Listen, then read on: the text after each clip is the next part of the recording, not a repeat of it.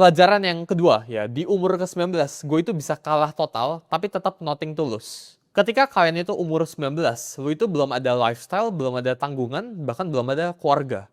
Yang lu harus tanggung, lu belum ada pengeluaran fix, ya, unless lu udah punya karyawan di umur ke-19. Tapi gue berbicara ke 99% misal teman-teman Gen Z gitu ya, kalian itu masih belum punya tanggungan.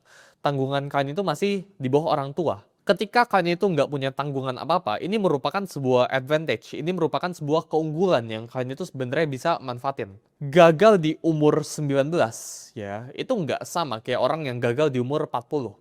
Orang yang gagal di umur 40 ini bakalan jauh lebih hurting daripada orang yang gagal di umur ke-19.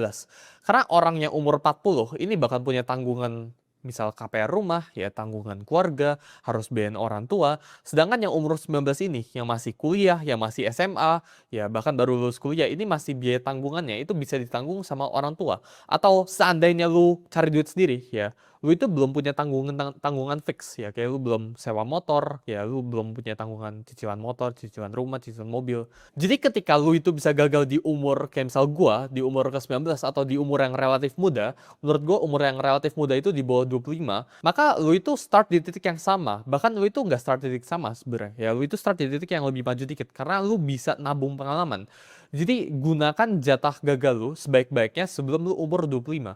Karena setelah lu umur 25, ya lu itu udah punya tanggungan. Contohnya kayak gue ya, gue itu sekarang di umur ke-19, gue udah punya tanggungan. Karyawan gue itu udah hampir 30, jadi gue harus kasih makan ke 30 karyawan. Jadi gue nggak boleh gagal sekarang. Ya, ketika bisnis gue, ya gue harus mempertahankan reputasi gue. Ya gue sekarang gagal, setiap kali gue gagal itu disaksikan sama ribuan orang, ya ratusan ribu orang bahkan jutaan orang di publik, di media. Jadi ketika gue melakukan move di bisnis apapun itu, ya dan ini move ini misal salah atau move ini misal bener gitu ya, manusia kan belajar gitu kan.